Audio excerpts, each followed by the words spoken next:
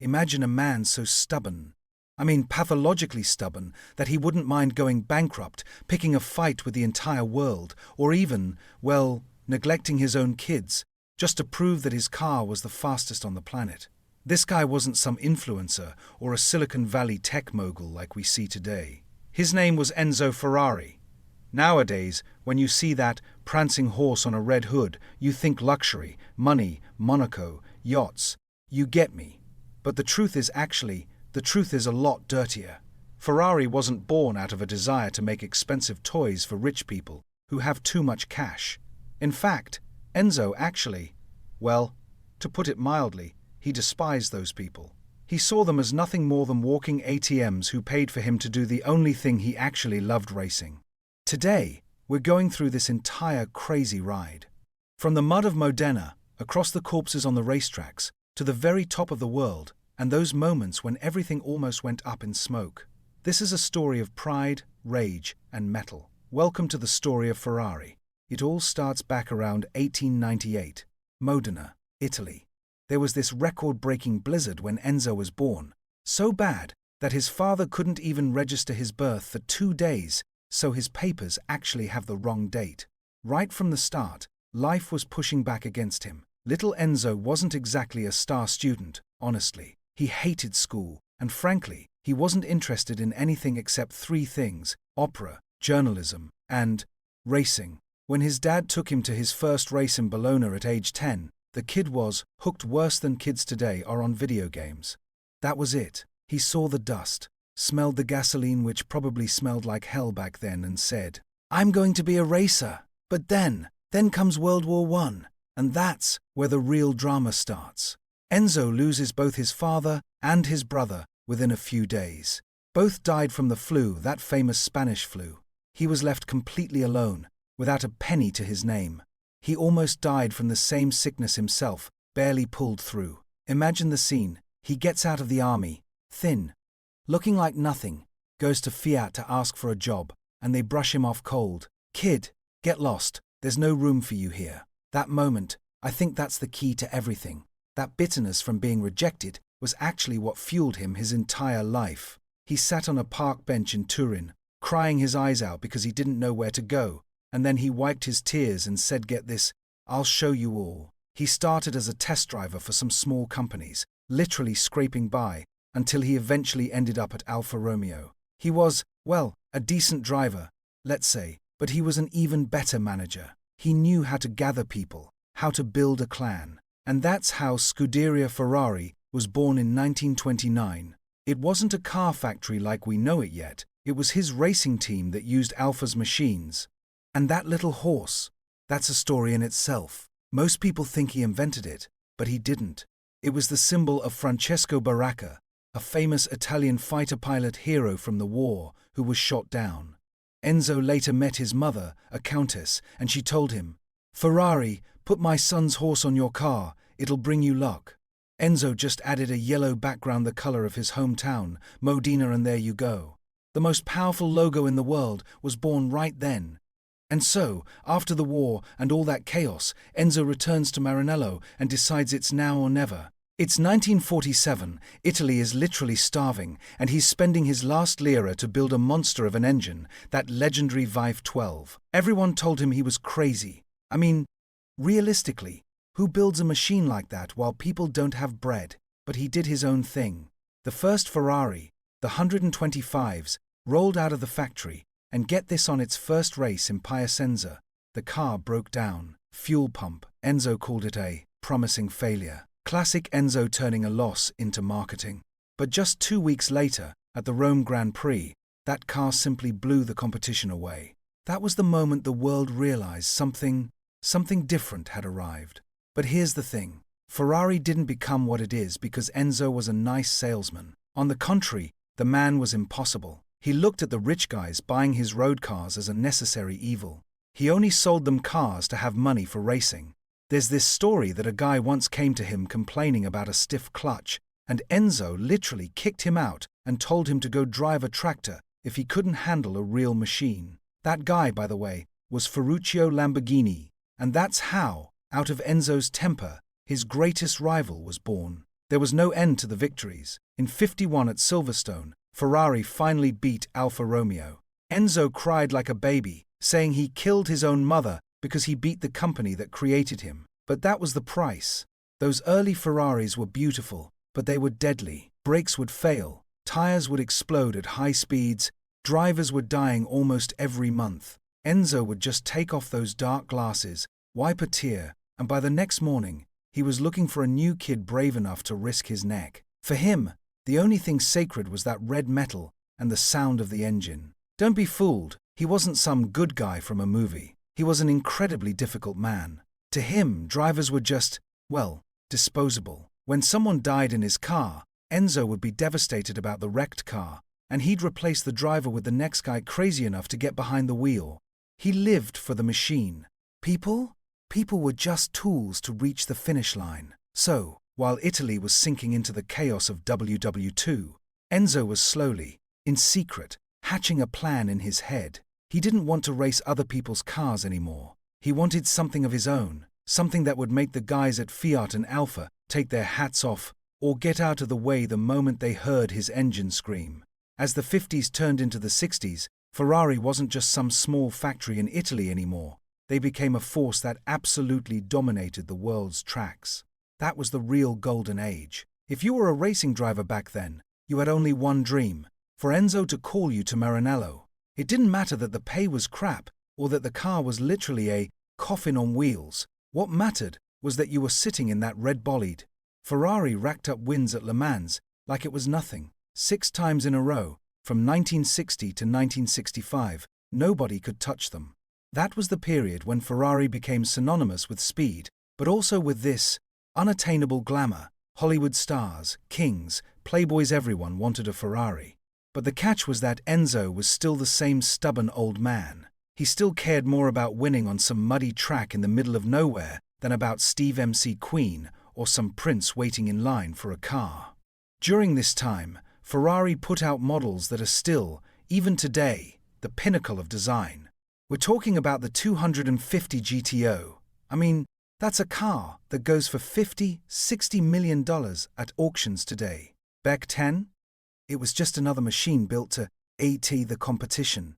Engineers in Maranello worked day and night under immense pressure because Enzo was constantly pitting people against each other.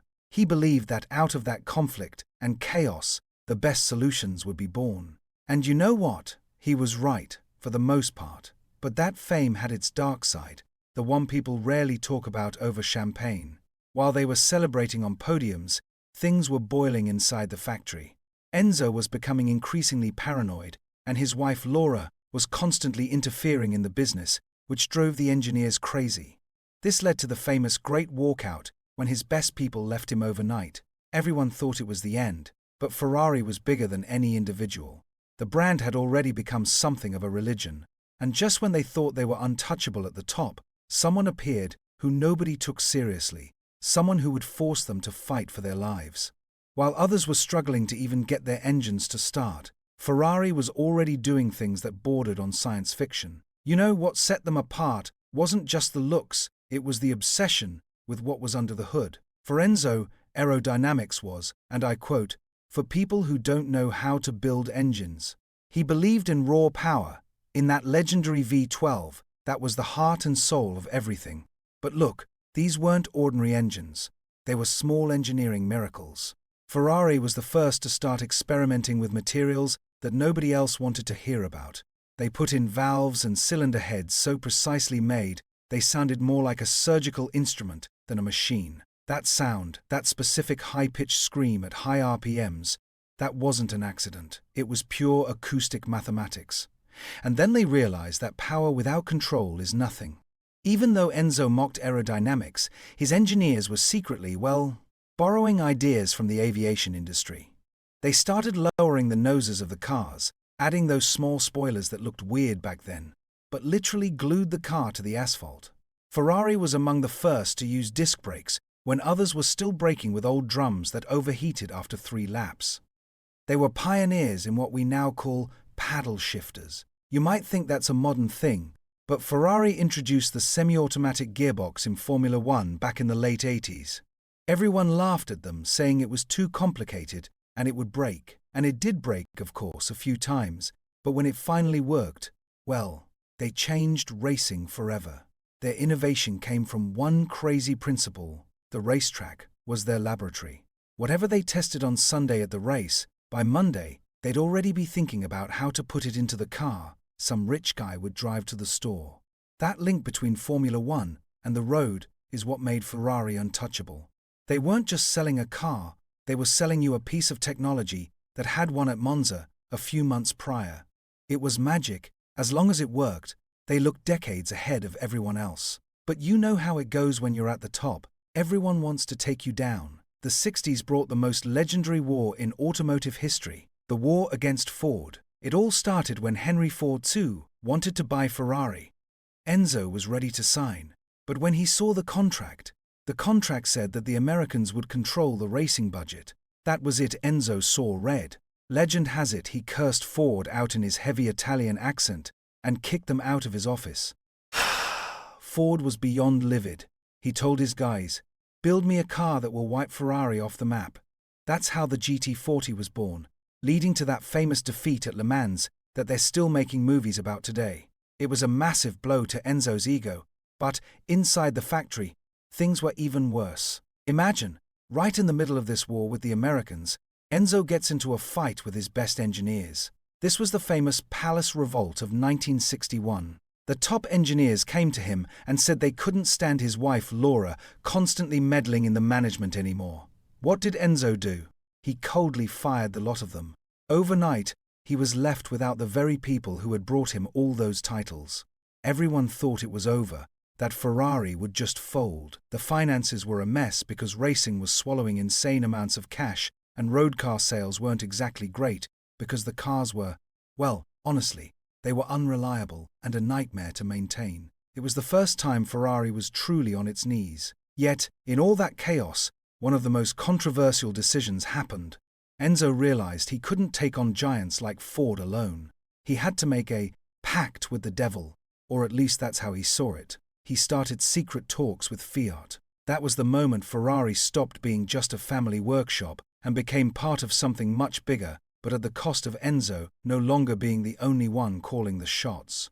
This struggle for control between passion and business would define the next few decades and almost cost them their identity. And so, we enter the 70s and 80s, and believe me, this was the period when the magic started to seriously fade. Ferrari hit an identity crisis. On the tracks, they started losing to teams with 10 times smaller budgets but smarter technology, while Ferrari stubbornly stuck to its old concepts. Enzo was aging, becoming more isolated in that dark office, and the world was changing faster than he could accept. Those were the years when Ferrari's results in Formula One were, well, honestly, pathetic. The fans, the famous tifosi, were on the verge of a nervous breakdown. Imagine 10 years passing, without even a whiff of a title. People started saying Ferrari had become an old lion with no teeth. Even their road cars from that era, though still beautiful, got a reputation for spending more time at the mechanic than on the road. The build quality was, let's say, questionable creaky plastics, horror show electronics, and engines that practically required you to keep a personal mechanic in the trunk. Then, the terrible tragedy of 1982 happened. Gilles Villeneuve, the man Enzo loved almost like a son, was killed. That completely broke the old man. Ferrari became a dark place, full of internal backstabbing and managers who cared more about politics than speed. Their popularity tanked because new kids moved onto the block. Porsche was getting faster and more reliable, and Lamborghini was making wild cars like the Countach that kids were pinning on their walls instead of Ferraris.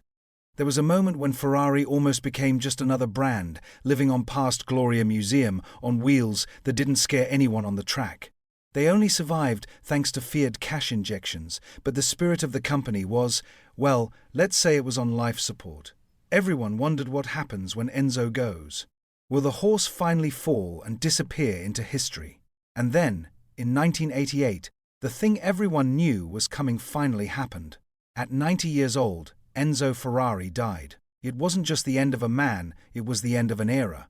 Italy literally stood still.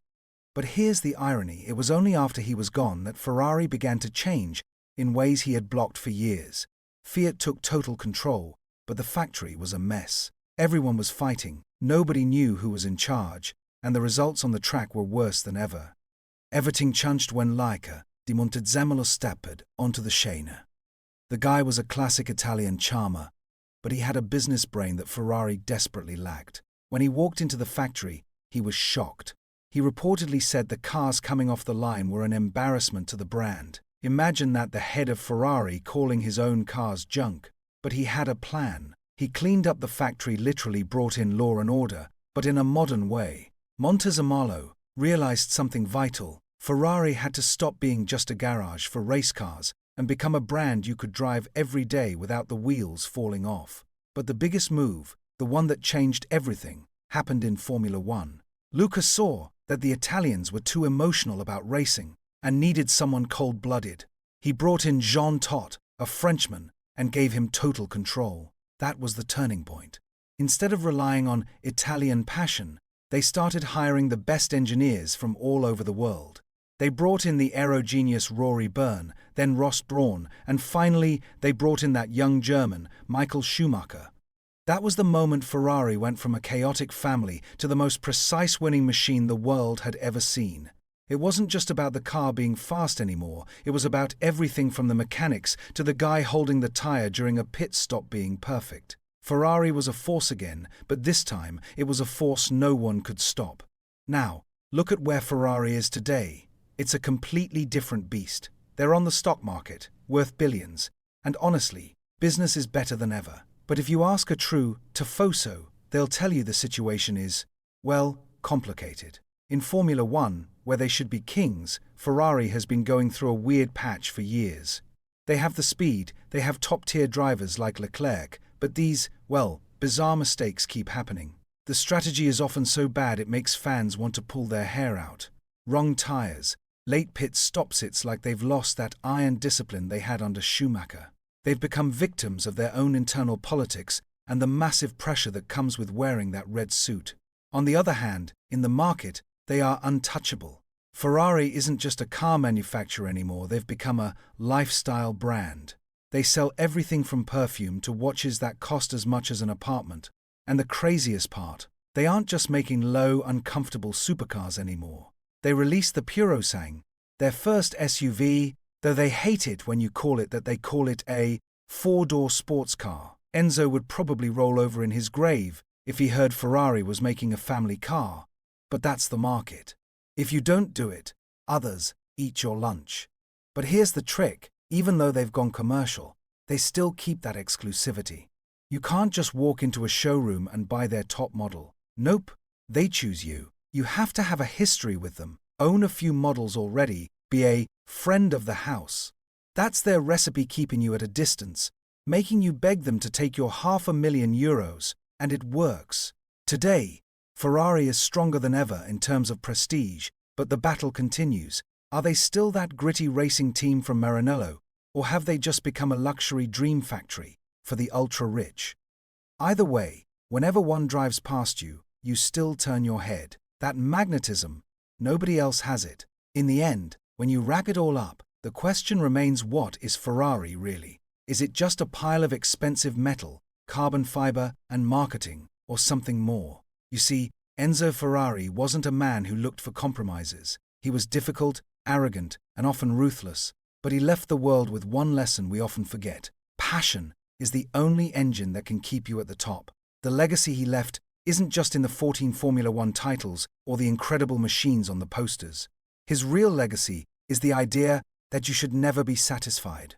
He always said his best car was the one he hadn't built yet.